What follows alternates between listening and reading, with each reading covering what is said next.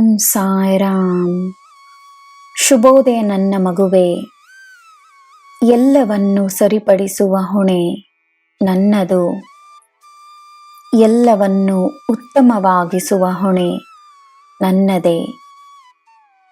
ಈ ದಿನವನ್ನು ಕೃತಜ್ಞತೆಯೊಂದಿಗೆ ಸ್ವಾಗತಿಸುವ ಹೊಣೆ ಮಾತ್ರವೇ ನಿನ್ನದು.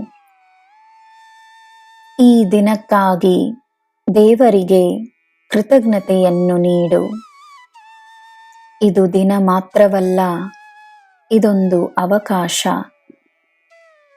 ತನ್ನನ್ನು ನೀನು ಶ್ರೇಷ್ಠವಾಗಿಸಿಕೊಳ್ಳುವ ಅವಕಾಶ.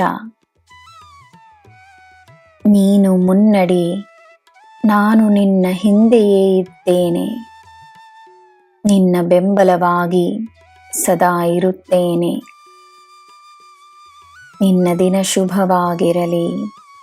ಸರ್ವಂ ಸಾಯಿಮಯಂ. ಜೈ ಸಾಯಿರಾಮ್.